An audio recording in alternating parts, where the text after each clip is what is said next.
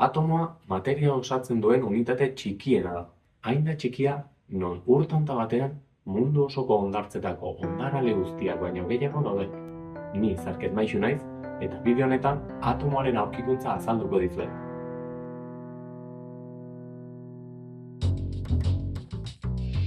Gaur egun, materia atomoz osatua dagoela guztiz barneratua dugu, baina duela 300 urte hori ez zen horrela. Nola iritsi ziren garai hartan hain txikia den zerbaiti buruz teorizatzera? Zientzialariei ulertzeko ezinbestekoa da haien ideia oker batzuk ezagutzea. Alkimiaren indarra. Ez zen zientziatzat hartzen, eta sinesmena, filosofiak eta espiritualitateak pisu handia zuten. Pentsa, ilezkor izateko elixir baten bila aritu ziren. 2. Elementuak kontzeptua. Elementuak naturaren 4 oinarrizko printzipio ziren. Lurra, airea, sua eta ura. Zientzialariek uste zuten, elementu horiek sustantzien propietateak ematen zizkietela. Eta edozein substantzia 4 elementuen kombinazioa zen. Propietatea. Substantziak deskribatzean, neurgaitzak ziren propietateak aipatzen ziren. Adibidez, espiritua eta almena. Airearen osaera. Airea, gas ezberdinen nahasketantzat jo beharrean, substantzia bakar batez osaturik zegoela pentsatzen zuten. 5. Materia. Materia infinituki zatitu zitekeela uste zuten. Zorionez, garai hartako zientzialari batzuk baztertzen hasi ziren horrelako ideia eta pentsamendu asko. Eta horren ondorioz, kimikaren iraultza hasi zen. Iraultza horretan, inpaktu handia izan zuen nire idolo den Robert Boylek. Boylek airea sakontasunean aztertu zuen. Bere ikerketan frogatu zuen airea egiazko substantzia bat zela, eta masa, presioa eta volumena zituela. Horrela, Boylek kontra egin zion ordura arte zabaldu egon zen 4 elementu naturalen kontzeptuari. Bere ustez, substantziak sortzeko sinpleagoak ziren bestelako substantziak elkartu behar zuten. Elementua beraz, substantzia horien zatirik txikiena zen. Boylek bere ikerketan airea substantzia bakunagoetan banatzea lortu zuen. Horren ondorioz, airea nahaste bat zela frogatu zuen. Ezeztatu zuen, garai hartan airea elementu bat zela zioen ideia. Gainera, materia korpuskuluz osaturik zegoela pentsatzen zuen, eta korpuskulu horiek elementuen partikula txikiak zirela. Hala hasi zuen gaur egungo elementuen eta atomoen aurkikuntzarako bidea. Boylen ekarpen handiena hau izan. Elementuaren kontzeptua filosofiarekin lotu ordez errealitatearekin lotzea. Elementua pixatu, neurtu eta antzeman ziteken zerbait izatera pasatu zen. Boylen ondoren, elementu horiek bilatzeko asmoz, zientzialari asko hasi ziren sustantzia bakatzeko lanetan. ikerketa haietan substantzia zatiezinak aurkitu zituzten eta elementutzat jo. Gaur egungo izena ez duten gas batzuk bakandu zituzten. Besteak beste, hidrogeno gasa, zeinari aire sukoia deitu zioten, oxigeno gasa, zeina errekuntza batean beharrezkoa den, edo nitrogeno gasa, zeinari aire hila deitu zioten, aire hartan dena hiltzen zelako.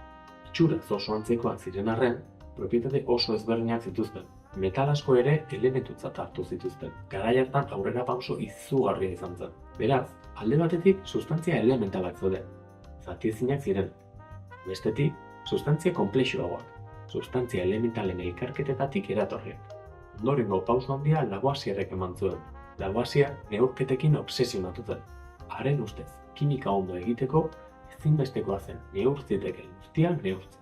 Horrela, erakutsi zuen esperimentu batetik bestera, parametro guztiak berdin mantendu ezkero, emaitza beti bera zen. Lavoisierrek asko lagundu zuen kimika zientzia gisa finkatzen. Neurtzen ziren parametro horietako batzuk hauek ziren. Masa, volumena, presioa, temperatura, erreakzio abiadura. Neurketek kuantitatiboak izan behar zuten. Hau da, aparatu batekin neurtuak, subjektibitatea alde batera utziz. Lavoisier gainera konturatu zen, erreakzioetan aireko gasek parte hartu ahal zutela. Baita erreakzioek gasak askatu ahal zituztela ere. Horrexegatik, daturik ez galtzeko edukiontzi itxi batean egiten zituen erreakzioak. Lavoisier erreakzio asko egin eta gero, ondorio simple baina oso garrantzitsu batera iritsi zen. Egin zituen erreakzio guztietan, hasierako masa eta amaierakoa berdinak ziren. Masa ez zen inoiz aldatzen. Eta ez hori bakarrik. Ondorengo zientzialariak konturatu ziren, substantzik beti proportzio finkoetan erreakzionatzen zutela. Hona hemen adibide batzuk.